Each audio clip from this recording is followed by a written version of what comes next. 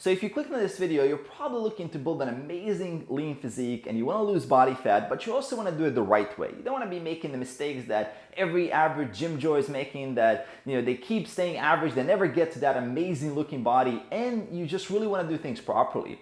And I want to welcome you because in this video, I want to share with you the top 3 fat loss mistakes that you need to avoid on your journey to get an amazing looking physique. And these mistakes are actually mistakes that I've also personally made. So this is not something that I'm coming at you as someone who's doing it perfectly. I've made these mistakes and they held me back until I figured this out. And then I finally got to where I wanted to get, and that's really what I want for you. And by the way, none of this is some kind of quick fix or some kind of supplement or some kind of magical solution that's gonna solve everything overnight. I'm gonna give you the truth and what you really need to work on to reach your goals, and so you can really have this a physique that you're proud of, something that can be a sustainable lifestyle. And by the way, if you're new here, my name is Mario Tomic. If you'd like to learn more about fitness, nutrition, how to integrate these things into a sustainable, healthy lifestyle and get the physique that you want, consider subscribing below. Make sure to hit the bell icon to enable notifications so you know when new videos come out. And now let's dive into it. So the first big fat loss mistake that you absolutely must avoid if you want to get a lean physique, and in fact, if you don't fix this mistake, you're never going to get there,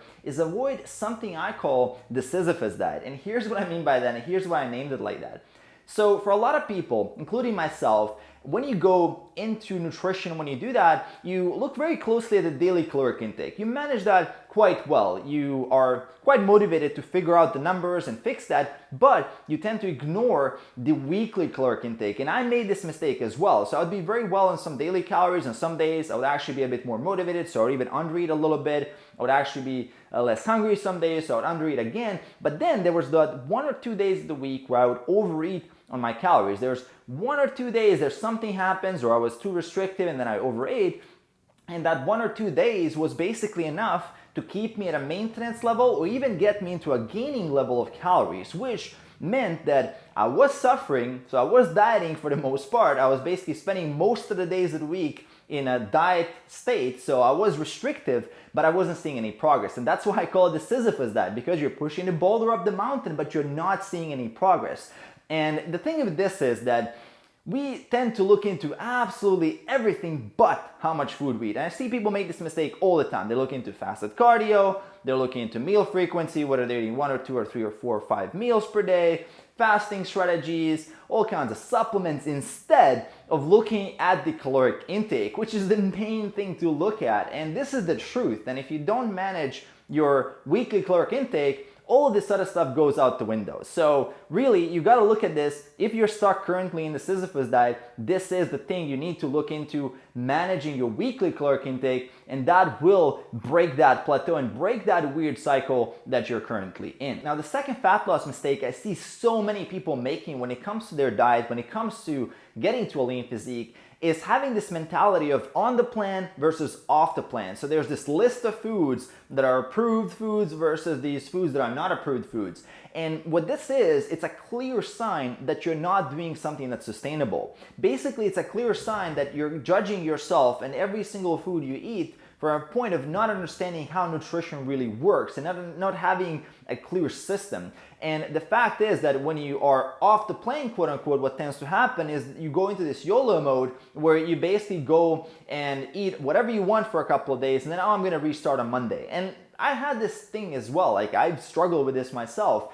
And really the problem of the on the plan, off the plan, it's just a symptom of the fact that you don't have a really sustainable nutrition system in itself. And the fact is, like, if you can't see yourself eating the way you eat right now for the rest of your life, that's probably not the plan you want to follow. And that's the truth. And this is the problem with a lot of different diets, such as the keto diet or any overly restrictive diet, is that you will find yourself in situations in your life that you cannot control. There's going to be things that will be, quote unquote, off the plan if you are, quote unquote, on the plan. So there's just no way you can win this battle because life is unpredictable.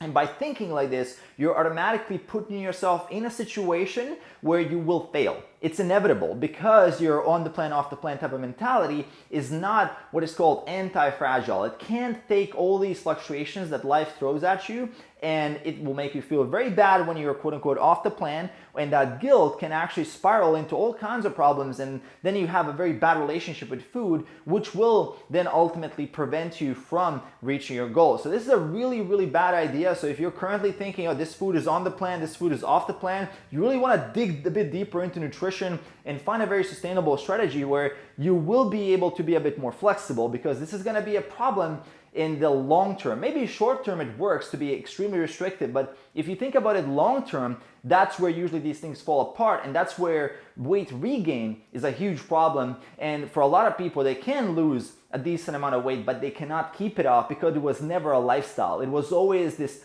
plan that had this expiration date. So if you give up something, you're basically counting the days until you're gonna have it again, and that's not gonna work long term. Now, the third big fat loss mistake you must avoid that I see so many people making is not controlling the variables. And here's what I mean by this. So most people, the way they approach fat loss is basically hoping that it's gonna work out somehow. So they're just guessing. They're not having any key performance indicators. There's no data gathering. There's no data-driven decisions. There's no process that's measurable, that's consistent, that's repeatable, that you can actually look into progress metrics and know whether you're making progress or not. Not taking progress photos, no measurements, not looking at the weight scale regularly, not actually tracking your workouts in a systematic way so you know whether you're making progress or not and when to make adjustments, not having any algorithms for troubleshooting when things are happening.